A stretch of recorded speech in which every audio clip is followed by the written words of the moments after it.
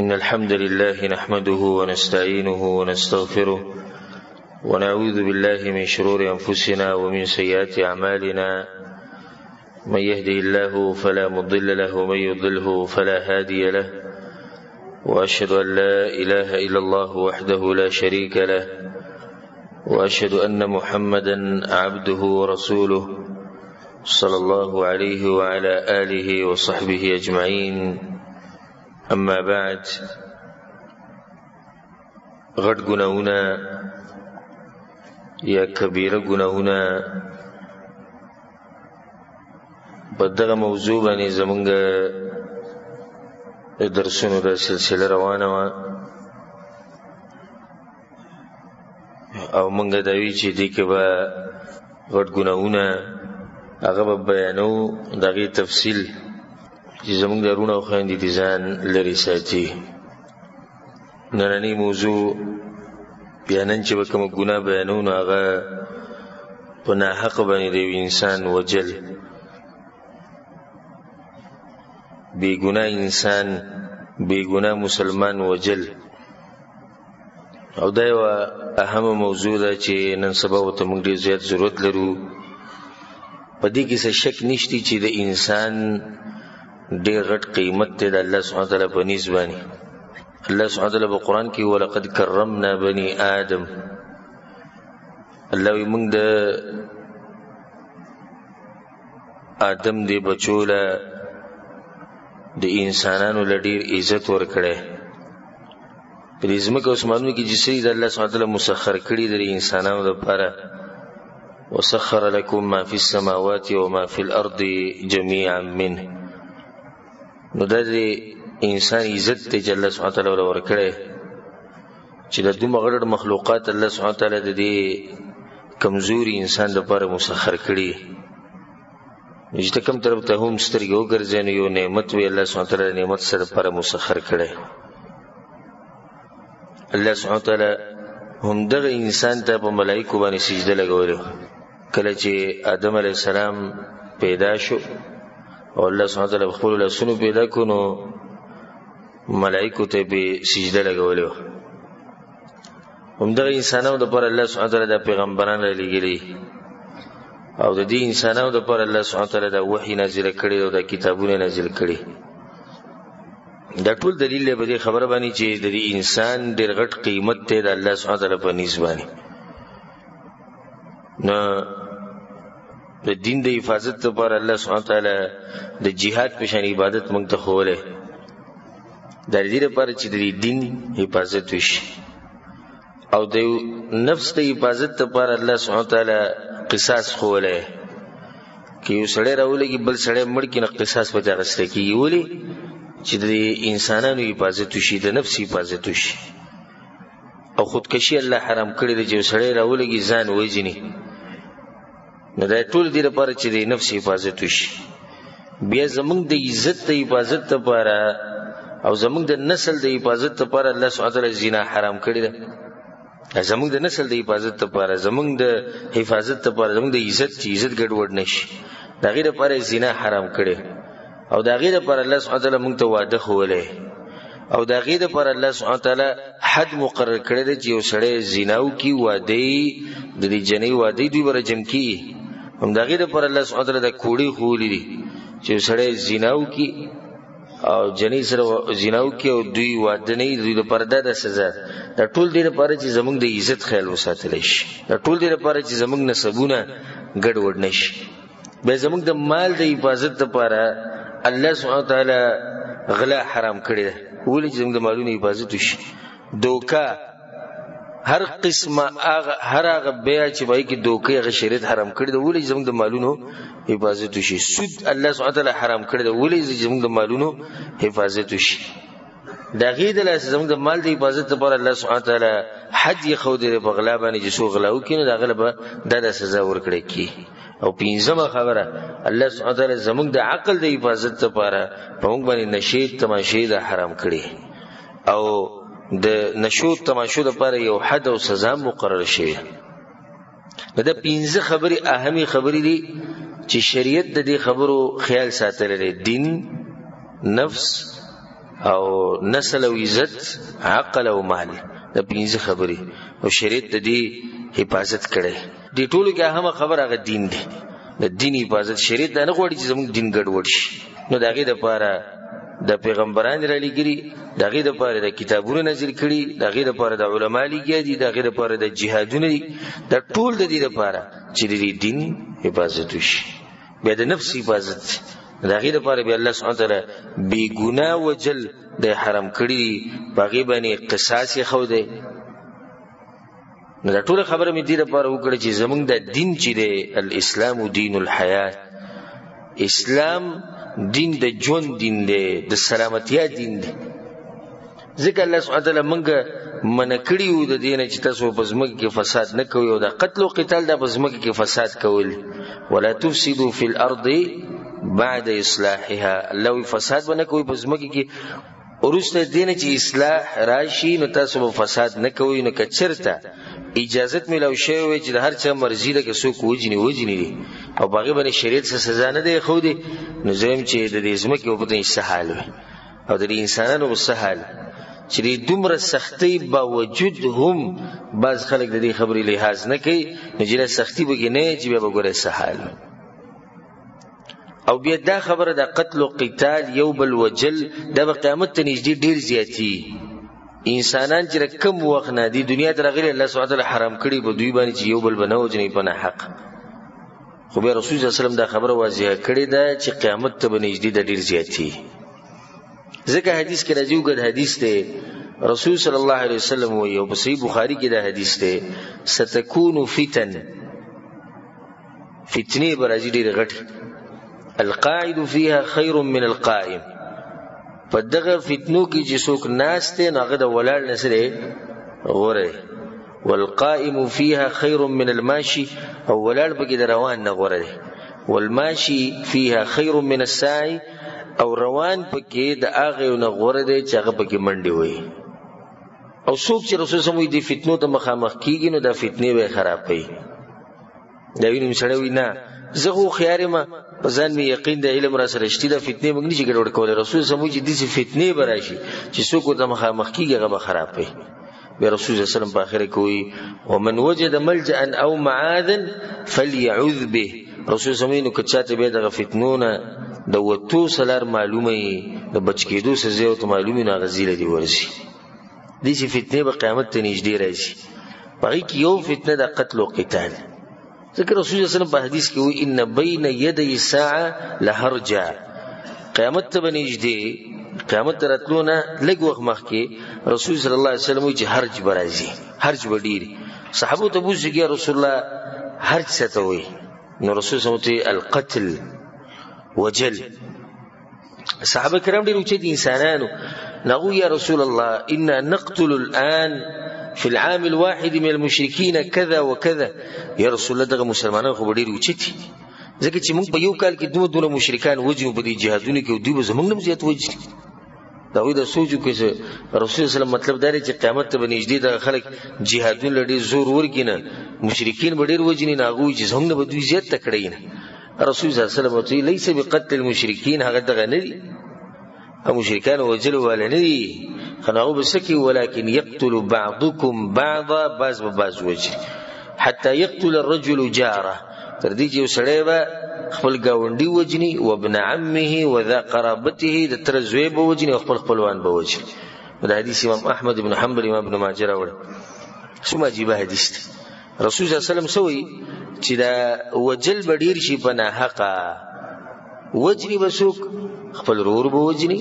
خپل د تر زوی به وجني، خپل گاونډي به وجني او خپل خپلوان به وجني. سبحان الله، خبره نه څومره ښکاره ده، بالکل ښکاره ده. رور وجل، گاونډي وجل، قبیلې والا وجل، خپل مسلمان وجل، نن سبا عامه د مسلمان وجل د نن سبا د باز تر ټولو آسان کار ښکاري. د دې بعضو خلکو نه مشرکان یهود و نصارا ته په امن او امان کې دي، خو مسلمانان ته په امن او امان کې نه دي. او دې ذکر رسول الله صلی الله علیه وسلم چې دې سی وکي په یو حدیث کې راځي، رسول صلی الله علیه وسلم وی په صحیح مسلم کې دا حدیث ته وګورئ کېږي والذي نفسي بيده رسول الله صلی الله علیه وسلم په هغه الله مې د قسم د چا په لاس کې چې زما سره لا تذهب الدنيا دنیا د هغه وخت پورې نشي ختمېده حتی یأتی علی الناس یوم تر دې چې به خلکو باندې دا ورځ نه راغلي یعنی قیامت ته نږدې دي چې وخت لازم راځي د دې نه مخکې قیامت نشي راتله دا ورځ به څنګه لا يدري القاتل فيما قتل ولا المقتول فيما قتل رسول الله هغه څوک چې وجل کې هغه ته پته نه چې زولي وجل کوم اکمې چې غریب وجل هغه ته هم پته نه چې زولي وجل خو بس قاتلم لګي د خپل کار کې مقتول غریب ځل نن سبا دا حالت دي پلانې ځکه دماکو شو په دې شي دماکو شو خدای کوم غریبانان چې راغلي هغه مریان دي کوم چې به مړ شو ولي مونږ وجلې شو بس وجبانی وجلې هغه څوک چې وجني هغه تم پته نشي چې ولي وجني د قیامت درانیږي کېدو یو نخه ده چې رسول صلی الله علیه وسلم چې قتل او قتال بس شي دا به ډیر شي په ناحق وجل دا به یو عام خبره شي زموږ موضوع ده نن په ناحق باندې یو انسان وجل او دا ډیره اهم موضوع ده دې زموږ ډیر زیات ضرورت خاص کر د فتنو په دې دور کې د فتنو په دې زمانه کې او خاص کر په دې زمانه کې او په دې وخت کې چې د انسان قدر او قیمت ورکشه د ټماټر قدر او قیمت شتي د پیاز شتي د زمکې شتي د ګاډي شتي او د انسان قدر او قیمت ورکشه زه به چې تیر انسانان وجلې کی زه به انسانان وجلې کی په معمولی خبر باندې انسانان وجلې کی په یو انچ زمکه باندې په یو پوټ زمکه باندې بوختانه او بلوجي دا خو خوازه خبره کنه دي کې شک شتي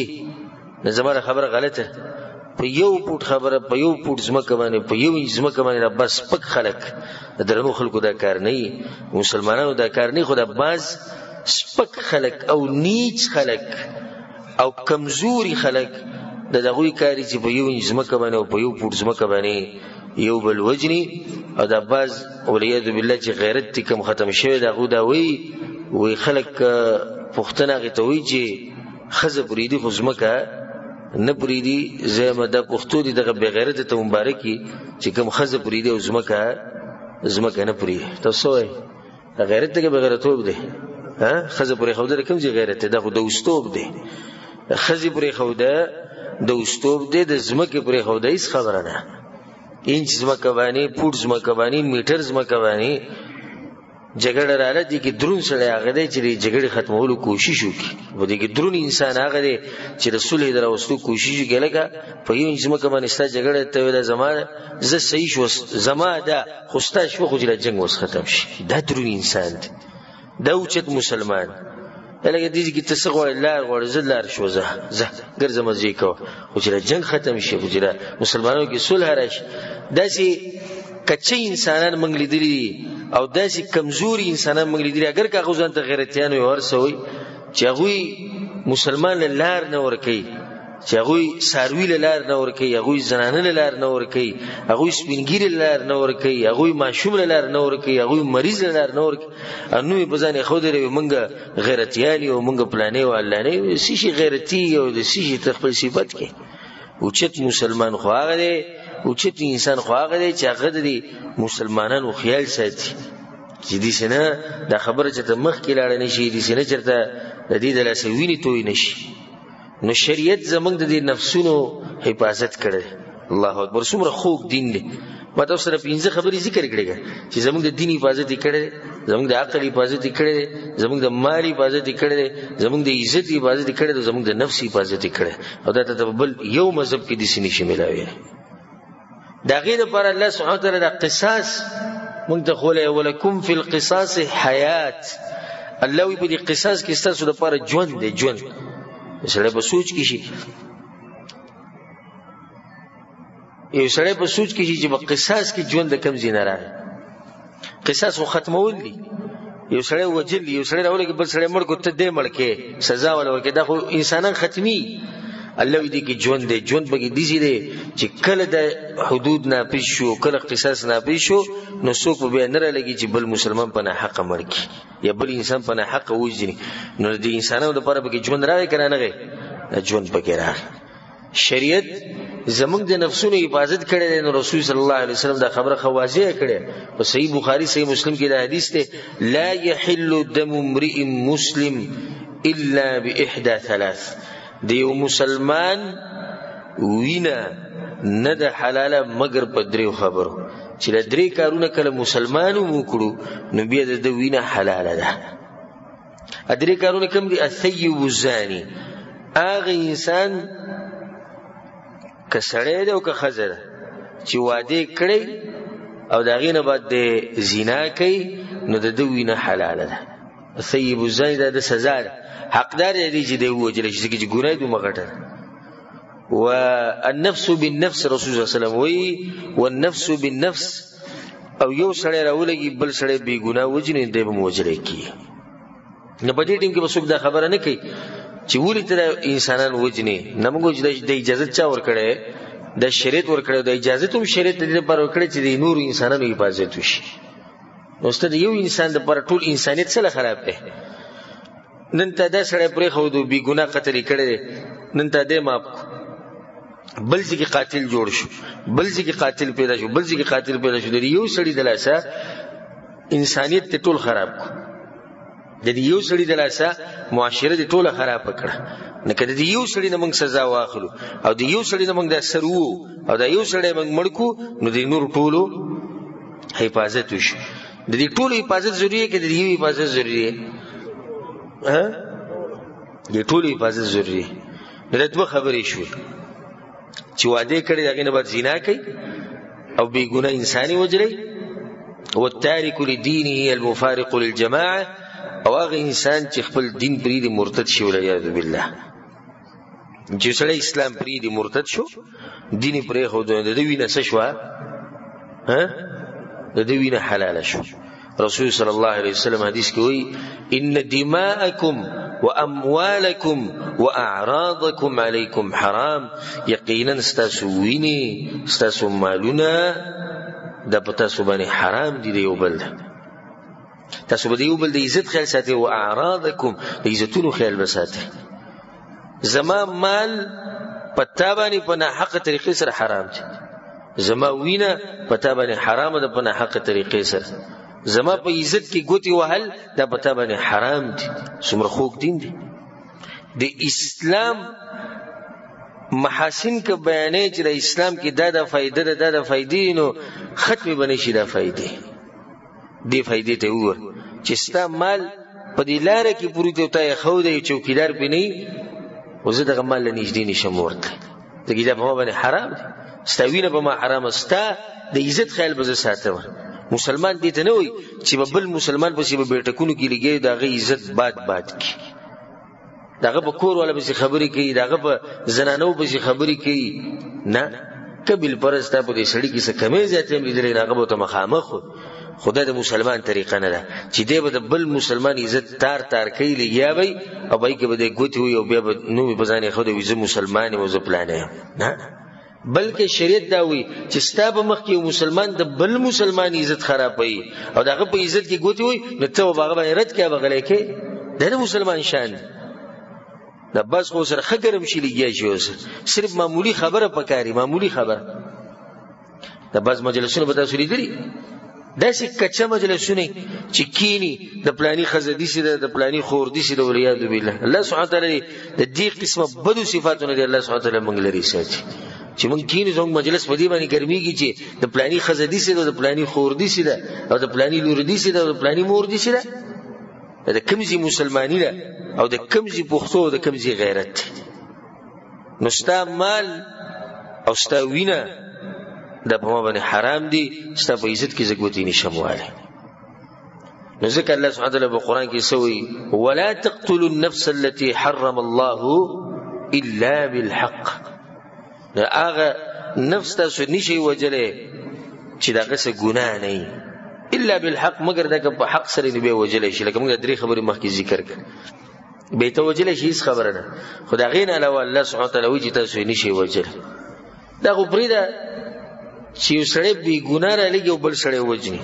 بلکې شریعت په دې کې دیت او کفاره خو دي دا چې سړی په خدای سره بل سړی وجني فإكمل الله سبحانه وتعالى كفاره خودنا وما كان لمؤمن أن يقتل مؤمنا إلا خطأ. الله وی مؤمن نشي وجله مگر دغه بغلطي وسره چې بغلطي سره ځکه غلطي دی شو معاف شو نه. الله وی ومن قتل مؤمنا خطأ فتحرير رقبة مؤمنة ودية مسلمة إلى أهله. غلام بازادی مری بازادی دیت باور کوي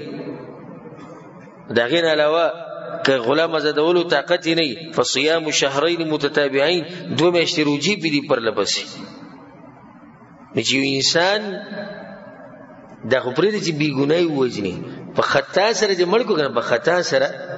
نو هم پاږي کې دیت او کفاره شتي. دا ټول خبرې په دې دلیل چې شریعت زمونږ د دې نفسونو حفاظت کړي. نو ته دا وی چې ته د بل انسان نشي وجره بلکې ته د دام وی ولا تقتلوا انفسکم ان الله كان بكم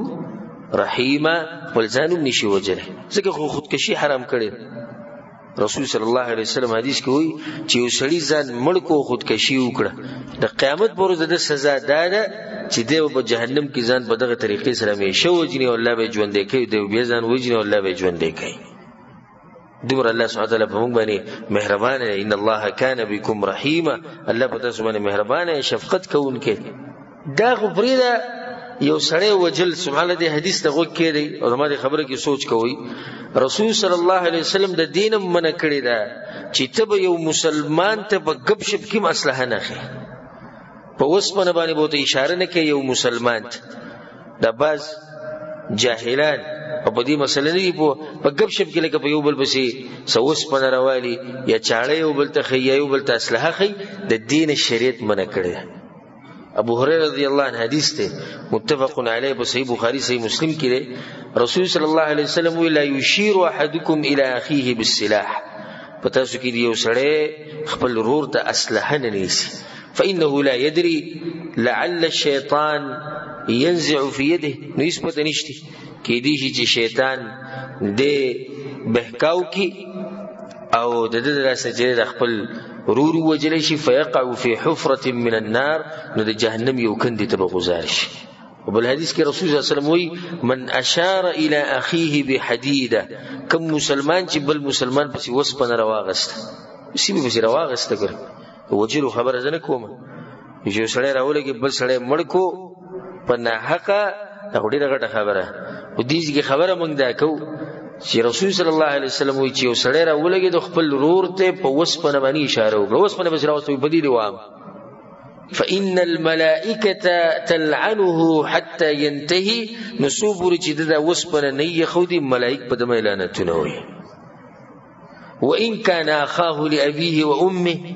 رسول صلی الله علیه وسلم اگر کدا مخامخ سړی د خپل روري د یو پلار او د یو مور نه پیدای اگر ک ټوغه کوي خو په ټوغه کې به مسلمان ته وسپنه نه خي هغه ته اسلحه نه خي هغه ته اسلحه نه نیسي په ټوغه کې به ته نه نیسي او که په ټوغه کې دوته وسپنه ونیو یا دې بس اسلحه راواغه ساج ټوغه دی کوله ملائک په پتا باندې لعنت وای دا هغه وخت پوري چې تاسو پوري دا وسپنه او د اسلحه ته خو دی نه دا حدیث په مسلم کې د دین زم چې دا حدیث کافی دی د دین او خيار سره پوښي چې دا وجل به سمه غټه ګناي پویږي به انسان کړه پویږي چې خيار سره به پوښ کله نور موضوع مونږ پریدو خبره بالکل ختم کوم کافی چې صرف وسپنه خوب مسلمان پسې وسپنه راغسته اسلحه راغسته دا غیده ګناه ده او دا غیده سزا ده چې سړی راولګي مسلمان مړ کی چې دغه به ګوره څه ګناي ذکر رسول الله صلی الله علیه وسلم منع کړی دی. دا هغه خلکو مبارک او موږ سوي چې هغه بی ګناه مسلمانان وجني او مسلمانان یری ماشومانان یتیمانان کوي چې دوی به سهالي د قیامت پورس. د تاسو ته یو څو آیتونه او یو څو حدیثونه په دې موضوع کې وایم چې تاسو ته پته ولګي چې د بی ګناه انسانان وجل د څومره غټه ګناه ده. الله سبحانه وتعالی د دې جرم نه او د دې ګناه نه الله سبحانه وتعالی دې موږ لري ساتي او الله سبحانه وتعالی زموږ د ټولو حفاظت وکړي. الله سبحانه وتعالی زموږ معاشره د دې قسمه جنگونو نه او د دې صفاتونو دې الله پاک ساتي. الله سبحانه وتعالی په قران کې وایي من اجل ذلك كتبنا على بني اسرائيل انه من قتل نفسا بغير نفس او فساد في الارض فكأنما قتل الناس جميعا. الله وی چې یو سړی بل سړی وجني بے ګناه، نه دا صرف په ده باندې دا جرم نه دی، صرف د ده دا جرم نه دی چې د یو کس مړ کو، بلکې الله وی فکأنما قتل الناس جميعا، لکه ده چې دا ټول انسانیت وجنو، ټول انسانیت. فکأنما قتل الناس جميعا. زموږ د دین چې دی کنه اسلام، د سلامتیا ولا دین دی، دا دین نه دی چې په انسان باندې به صرف رعب قایمه او په هر ځای کې به ویني تویې او په هر ځای کې بدامني. اسلام د دین، اسلام دین د امان دی، اسلام دین د سلامتیا دی. اسلام حفاظت کوي زموږ د معاشري، زموږ د ملک، اسلام حفاظت کوي زموږ ټول. والله العظیم په کوم ورځ چې موږ په صحیح اسلام باندې عمل شروع وکړو کنه، نو په یو ځای کې بې ګناه انسان نه وجل کی، خو په شرط د دې چې موږ په صحیح اسلام باندې عمل شروع وکړو. چې کله موږ د شریعت ته غاړه کېښوده او کله موږ پوره کامل اسلام دین ومنو، نو زموږ په معاشره کې به چېرته دا واقع نه راځي چې یو کس را لګېدلی دی او بل کس یې په ناحقه وجلی. دې دین ته خو یوازې زموږ وګوره چې یو سړی بل سړی په ناحقه وجني، فکأنما قتل الناس جميعا، لکه ده چې د ټول انسانیت ووجنو، ټول انسانیت یې مړ کړو. ومن احیاها، او چا چې یو نفس را ژوندی کو، فکأنما احیا الناس جميعا، لکه ده چې ټول انسانیت را ژوندی کو. انسان څوک را ژوندی کولی شي؟ دې مطلب دا دی چې اوس تا یو سړی ولیدو او هغه اوبو کې ډوب شوی او هغه ضرورت لري چې یو کس په هغه پسې کوشي او د دې اوبو نه بچ کړي او ته پسې ورکوش وي او بچ دې کو، نو لکه تا چې ټول انسانیت را ژوندی کو. یو سړی په اور کې سوځي، په کور کې اور لګېدلی، ته ورننوتې، دا سړی د کور نه راوویستو، لکه تا چې ټول انسانیت را ژوندی کو. سبحان الله. نن سبا د ډېرو خلکو نه د انسانیت هم ختم شوی، پاتې لا اسلام انسانیت تی ختم شوی. په لاره به اکسیډنټ شوی، دی به په بد حال باندې پروت دی، دا غریب وینې به ترې بهیږي، دی به له ویډیو جوړوي چې دا ویډیو به په فیسبوک باندې وچلوي او چې دا ویډیو به یوټیوب ته وخیږي. لکه انسان پروت دی، وینې ترې بهیږي، په هغه باندې تکلیف دی، په هغه باندې سخته ده، راوچتې که بوځي هسپتال ته، دی په موبایل کې مصروف وي، موبایل به ورته نیولی. یو سړی به لګیایي، دا بل به وهي او ټکوي به په ناحقه، دا ټول به ورته ولاړ ویډیو به ته جوړوي چې بیا په فیسبوک باندې ورکړم چې نن زموږ په کلي کې داسې جګړه شوې. دا فیسبوک او دا یوټیوب د دې قصو نه ډک دی که نه؟ دا تاسو وینئ نه، دا زخمیان چې پراته وي او دا ویډیو دې شوي، خو دا ویډیو دې چا کړې ده که نه؟ هغه په هغه ټایم ولاړ دی، دوی تماشې کوله که نه؟ نو ځکه چې هغه دا ویډیو کړې ده، د هغې سره به یې خوله هم چینګه کړي، خاندي به هم چې یعنې زه یو غټ کار کوم چې یو مسلمان پرېږدي، یو انسان پروت دی او هغه ته د مرستې ضرورت ته زه ترې ویډیوګانې کوم. انسانیت ختم شوی، مسلمانی خو پرېږده، انسانیت ختم شوی. او په کوم ځای کې چې انسانان ووجلی شي او ظلم او زیاتی وشي، نو د بعض انسانان چې هغوی د انسانیت نه خبر نه دي، هغه بې له الټه خوشحالېږي چې دا ښه کار وشو، ښه کار وشو چې په دغه ځای کې دا چل وشو، ښه کار وشو چې په دغه ځای کې دا چل وشو. نو زمونږ شریعت خو دا وایي چې ته په ناحقه څوک وجنې، لکه تا چې ټول انسانیت ووجنې. الله سبحانه وتعالی د مؤمنانو صفت کړی په قرآن کې، وعباد الرحمن، د رحمان خاص بندگان. او په دې عنوان باندې زما یو څو بیانونه دي، هغه واورئ، 5 دي یا 6 بیانونه دي د رحمان د خصوصي بندگانو صفات. اول ته ما ټول تفصیل کړی چې په دوی کې کم کم صفات، نو الله د هغوی بعض صفات بیان کړي. والذین لا يدعون مع الله إلها آخر. الله وی د رحمان خصوصي بندگان هغه دي او خاص بندگان هغه دي چې د الله سره شریک نه جوړي په بندګۍ کې، دا د هغوی غټ صفت. دویم، ولا يقتلون النفس التي حرم الله إلا بالحق. الله یغوی نوجنی بی گناه انسانان مگر په حق سره، کده وجلو حقداری شریعت اجازه ورکړنه به صحیح ده، نور هغوی بی گناه انسانان نه وجني. دا د رحمان د بندگانو صفات دي. شریعت هغه خوږ شریعت دی زمونږ، انسان خو پرېږده په ځناور باندې به هم شفقت کوي، په زناور بم مهرباني کی. رسول صلی الله علیه وسلم سوی چې یو ساروی لاله بل به مخې ته ودرې نه به ودرې. څومره ښکلی دین دی. په دې کې به ته څنګه رالګې او بې ګناه انسان به وجنې. زمونږ شریعت دا وایي چې کله ته ساروی لاله نو چاړه به پسې تېره کې. څنګه به په دې شریعت کې یو سړی راولګي او انسان به وجنې بې ګناه. زمونږ شریعت هغه شریعت دی چې رسول صلی الله علیه وسلم یو پیر باغ ته ننوتو، نو په دې باغ کې دننه اوښ ولاړ. اوښ نو رسول صلی الله علیه وسلم په دې اوښ باندې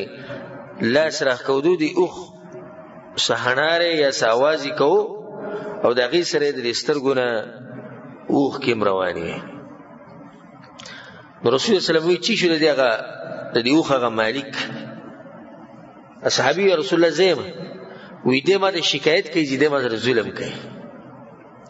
ظلم ورسره مه کوه. رسول الله صلی الله علیه وسلم وایي ظلم ورسره مه کوه. د سره څومره خوږ دین دی، څومره مهرباني او شفقت والا دین دی چې په زناورو او په څاروو باندې هم زیاتی نشي کولی. نو څنګه به ته رالګې او یو انسان به وجنې. الله سبحانه وتعالی په نیز باندې ګورې د دې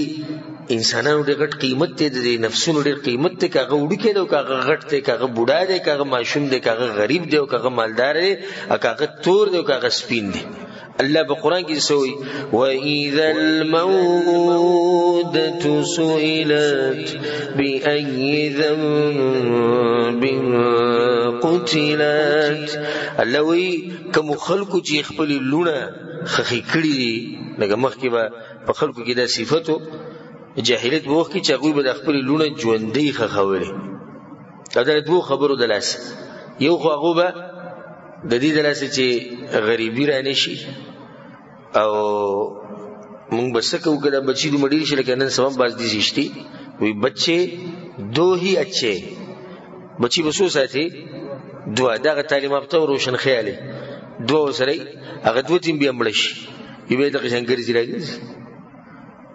دغه دوه دانې ورسره وي بچي څوک ډېر ساتي به یې څنګه وي؟ تربیت به یې څنګه کې تربیت به یې څنګه کې. او رزق به ولوي د کوم ځای نه راوړې؟ ته به چې ته چېرته د خپل رزق ځان له پخپله پیدا کړې. ته د وړوکوالي نه چا ساتلی؟ ته چا ساتلی؟ ستا پلار کم تعلیم کړی او ستا د پلار سره کم داسې غټ جایدادونه. ډېر خلک داسې موږ سره شتي چې موږ یې پېژنو چې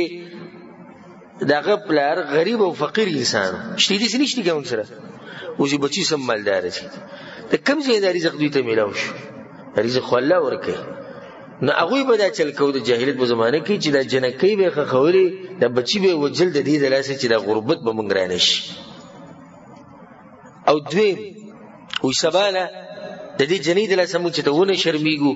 او موږ کمزوري ښکاره نه شو.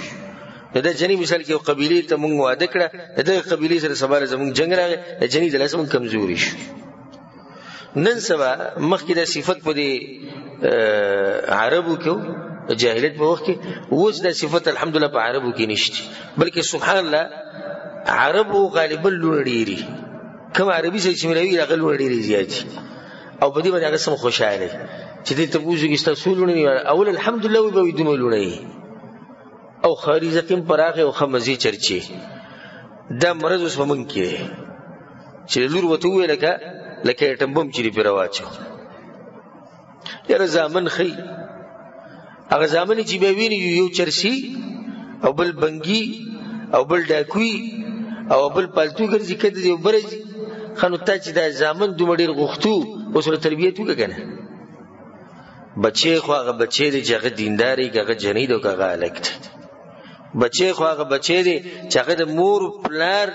د پاره د سعادت یو ذریعه وګرځي، د خوشحالۍ یو ذریعه وګرځي، جنت ته راتلو یو ذریعه وګرځي، که هغه هلک وي او که هغه جنۍ وي. هلکان ډېر شو په نوم باندې هلکان ډېره څه پکې. هلک خو هغه هلک ته چې دین دپاره استعمال شي او جنۍ هغه جنۍ ته چې دین دپاره استعمال شي. داسې بچي انسان له پکار چې الله سبحانه تعالی نه وغواړي. الله سبحانه تعالی په قرآن کې د دې خلکو حالات را نقل کړي. د فایدې لپاره ته دا خبره پوره کوم. دغه د جاهلیت د خلکو حالات الله را نقل کړي دي کوم چې پرې لوڼو باندې خفه کېدو. نو دغه خلکو هغه حالاتو ته ګوره او بیا زموږ د پښتنو ته ګوره. الله په قرآن کې وایي په سورة النحل کې وَإِذَا بُشِّرَ أَحَدُهُم بِالْأُنثَى الله وی کله چې د خلکو کې ته چاله زیری ورکې په لور باندې چې پلانیه لور دی شوی ده دا اوس الله هغه خلکو حالات را نقل کوي خو تاسو به خپل خلکو ته سوچ کوئ وَإِذَا بُشِّرَ أَحَدُهُم بِالْأُنثَى ظَلَّ وَجْهُهُ مُسْوَدًّا وَهُوَ كَظِيمٌ الله وی دا مخې تک تور شي او د غصې نه راډک شي مخې څه شي تور شي پلاني مبارک شه لور دی شوی ده پس د وکدم ته به شي چې تندر براده غلې به ودري لور شي جنې شي دیم د غصې نه راډک شي نو دا ښځه به وایي که د نن نه بعد دی جنۍ راوړه یاره د ده په شان قمقل انسان ما د ځمکې به د مخ بیان نه دی لیدلی او په دې کې غیرتي ښځه هغه ده که زما د بیانونه بیا چېرته مې یو زنانو ته ورسي نو زه دې زنانو ته د طریقه ښیم ښکلې طریقه او په دې زما نه را سړي نه خفه کېږي حق چې کوم سړي خپلې ښځې ته دا وي چې که د نن نه بعد د جنۍ راوړه نو ستا به خیر نه وي نه دې ښځې له پکار چې خاوند ته وي چې بس ځان کې غیرت ولګوه هلک یې جوړ که بچې ستا نه پیدا کېږي ښځې نه پیدا کېږي ته په ځان کې غیرت ولګوه ته یې هلک کوي زه به د هلک راوړم که نه نو بس سړی دې په ځان کې غیرت ولګوي هغه دې سړی کي یو بس دا ښځه به له سړی راوړي ښځې غریبه په دې کې څه کار دی چې دا ښځه د هلک دی که د جنۍ د ده په شان قمقل انسان ما د ځمکې په دې مخ نه دی لیدلی چې دا ښځه وایي ټکوي په دې وایي چې تا جنۍ راوړه او ځان سینه به ټپوي نو ته چې سینه ټپوي ته یې هلک که په تا کې زوري دا خو د الله سبحانه وتعالی ورکړی چې چاله هلک ورکړي او چاله جنۍ ورکړي او چاله بلکل نه ورکړي نو دویم په هغو کې دی الله وایي چې غصې شي دویم صفت یې دی دریم يتوارى من القوم من سوء ما بشر به الله وی پټیږي د خلکو نه د خلکو نه پټي چې لوري وشي ته به چې د مړی شوی 3 ورځې به په کور کې نه یا د مرګرو سره پروتي او یا چې د تر په کور کې پروتي او یا د ماما په کور کې پروتي لکه مړی شوی کې څه چل شي چې ته کور ته نه راځي نه جیوا غریب خپه دی او دیټینګ د سموه څه چل شي ولوري شي يتوارى من القوم من سوء ما بشر خا ابو بختنو کې ته چل ګور مبارکي نشي ورکولې بلور باندې کته مبارکي ورکړنه د بعد جاهلان سوي وي په موږ پورې خنداوي شو ځکه وي چې مبارک شي نته بس کې اوس وی کور کې جنې پیدا شو نته بس کې ته بزي په غم کې وځه شریکي اته بلار شي نو دې څه بغلې نه شي یو ګنټه بغلې کېنی چې زموږ د غم کې شریک یو نو بیا واپس کور ته راځي چې کوم سړی په دې لور باندې خپه کېږي زویمه چې دې لپاره دا سزا خلک الله ولله سره نه ورکوي دا بچي چې دې به پته ولګي چې بچی څومره اوچت نعمت ما خبره دا کوله خبره زموږ اوږده شو د فایدې لپاره مې اوږده کړه چې الله سبحانه وتعالی به دغه جنۍ نه تپوس کوي دا کوم چې وجلې شوی ده وإذا الموءودة سئلت اگر کغه وړه ده مته صدا خبره کوله چې د انسان قیمت د الله په نس کې دا وړکه ده او کده لوی ده وإذا الموءودة سئلت الله دغه ماشومې نه هم تپوس کوم د قیامت پر ورځ به ای ذنب قتلت چې دا ولي وجلې شي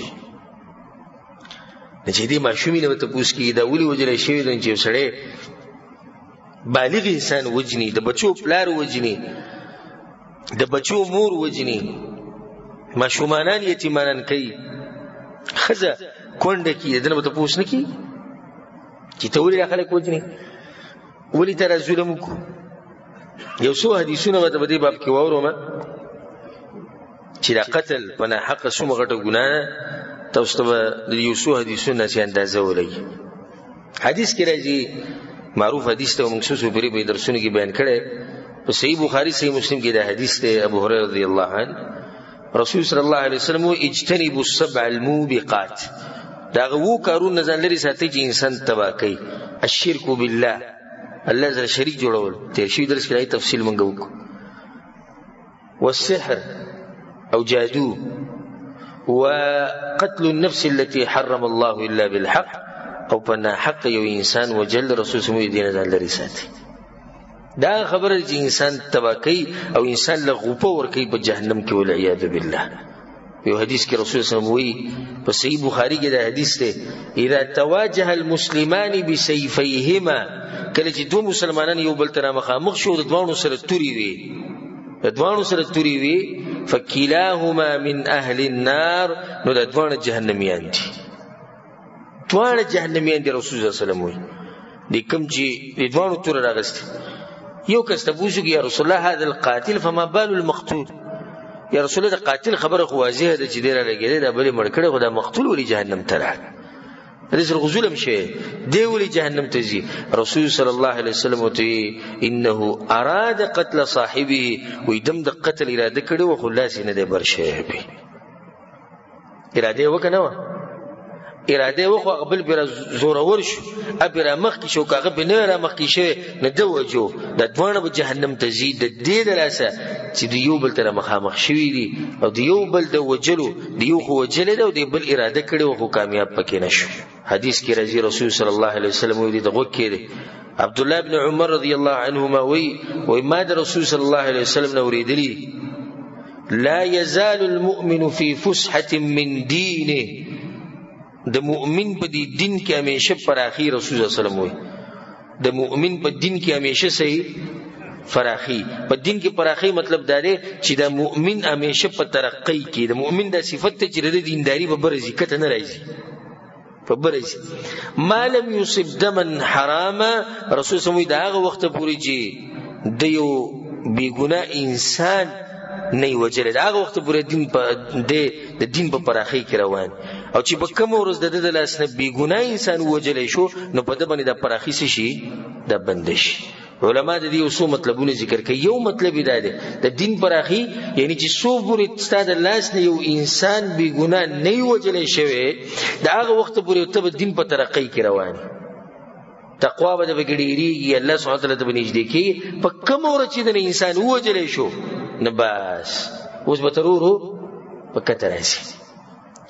یو مطلب دا دی چې سو پورې ستاد لاس نه انسان نه وجلې شي دا هغه وخت پورې ته د پراخي مطلب یې ته د توبې دروازه کولاو شوی دا الله سبحانه وتعالى توفیق درکې د توبې د وستو او په کوم ورځ چې ستاد لاس نه سو وجلې شو ریاذ بالله پناه حق نبی الله تعالی د توبې توفیق نه درکې دا خو د تجربه خبره موږ لیدلی دا کوم خلک چې دا اجرتی قاتلان دي او د خلکو نه پیسې میشي اخلي د مخونو ته ګوره د مخونه ورانی د خبيسانو د دین غ پراخي به بند شي په دین کې ترقی نه راغوي بلکې هغه روزانه د تبعی طرف ته رواني دا خبره ما صحیح ده که غلطه ده دا خلک منحوس خلک بے برکت خلک دغه بیٹکونه به برکتي دغه شکلونه به برکتي مونږ او د سغوی نه کوي د الله سبحانه وتعالى غوی نه لري د صدراسه د دې د لاسه چې بی ګناه انسانان وجني پیسې ورورګه طلب سره مړ کوي دې بګینه ګوري چې د وجلو لایق دی او کنه څو عجیب حدیث ده د صحیح بخاری کې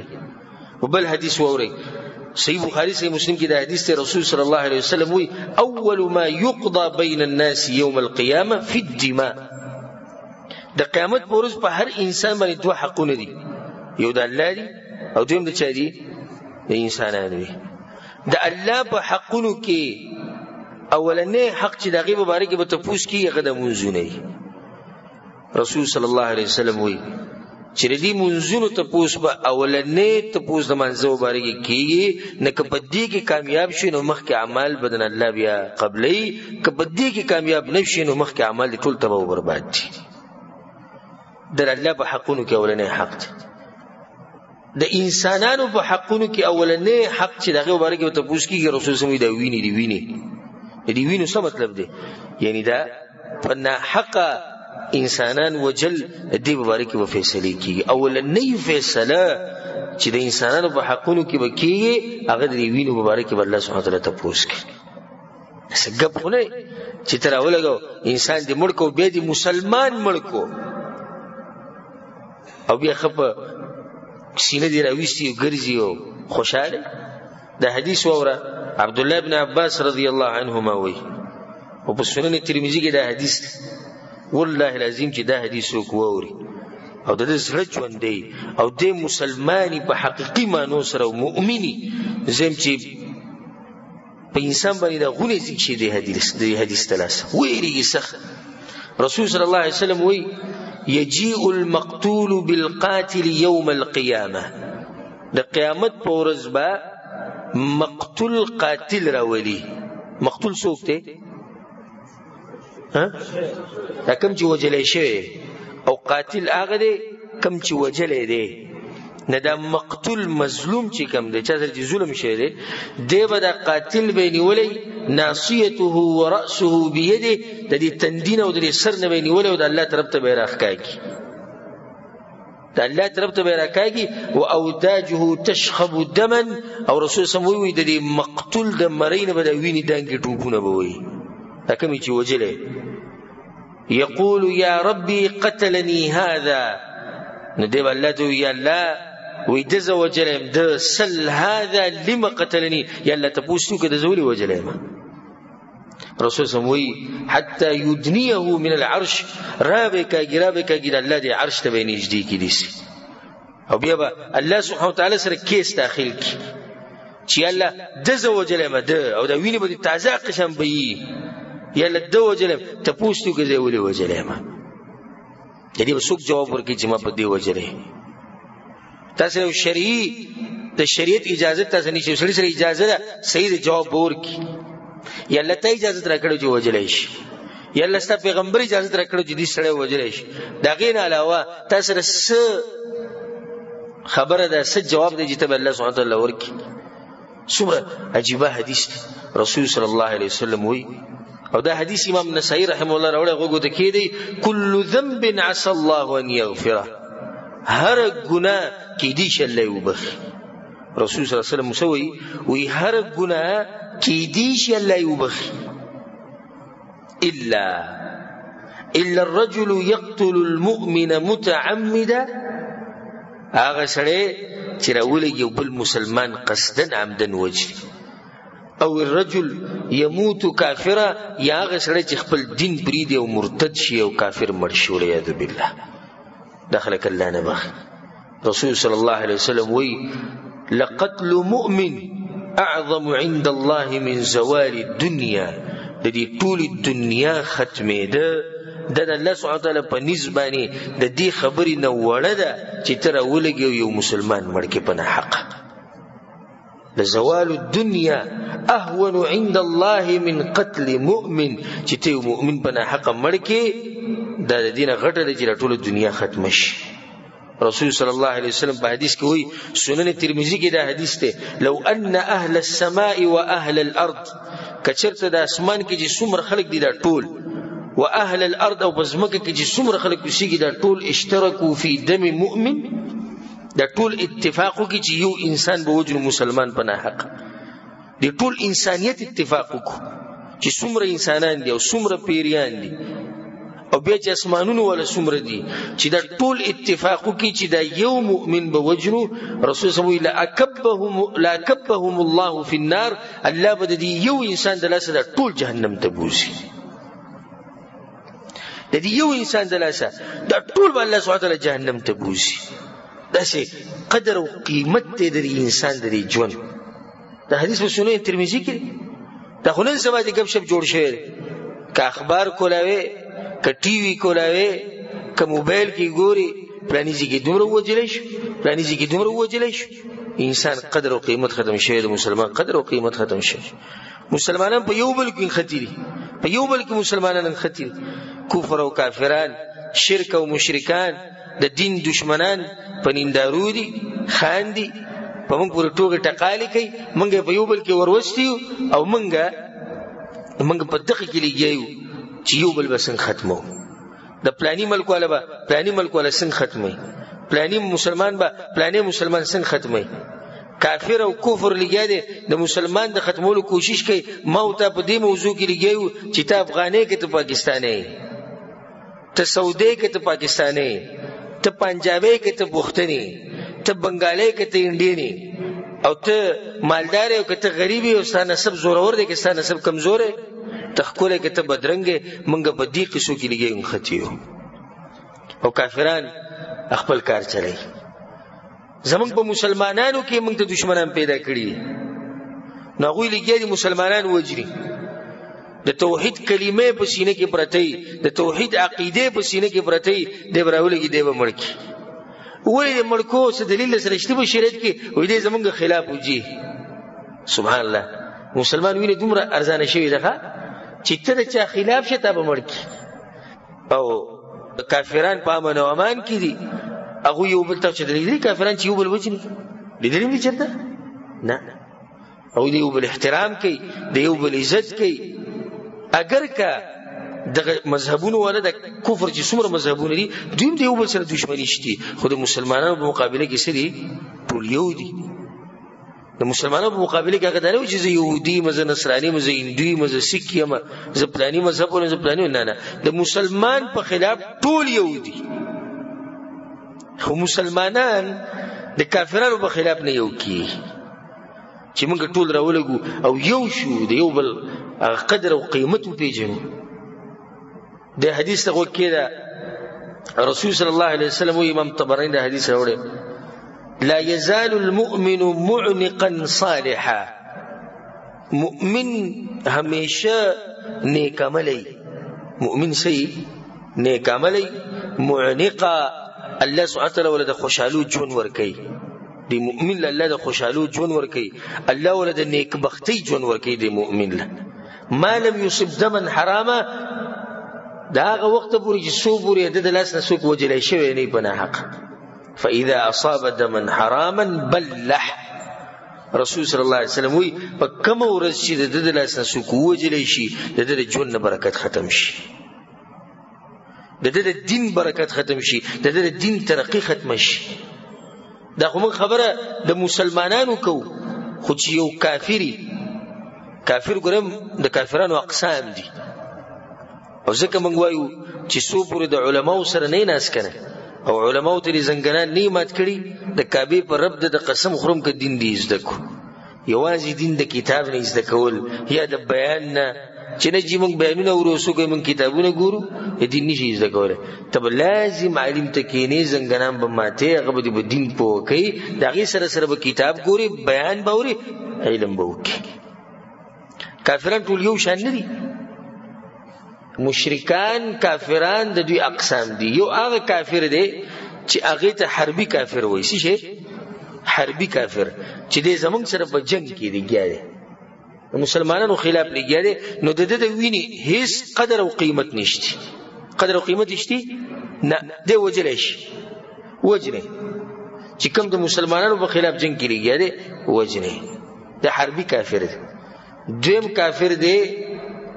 چې هغه د مسلمانانو سره معاهده کړي او مسلمانانو ول اجازه ورکړي چې ته زمونږ په دې ملک کې اوسېدې شي د دې وخت پورې د دویم قسم شو دریم هغه دی چې د مسلمانانو سره به اوسېږي او د جزیه او ټیکس ورکړي ذلیل به اوسېږي او جزیه ټیکس ورکړي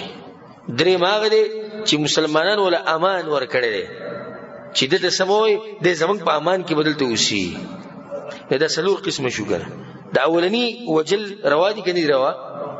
دا اولنی روایي د مسلمان خبر خو پریده د دې درې قسم کافرانو مبارک رسول صلی الله علیه وسلم وی من قتل معاهدا چا چې دې کافر مړ کو چې مسلمانانو دغه سره معاهده وا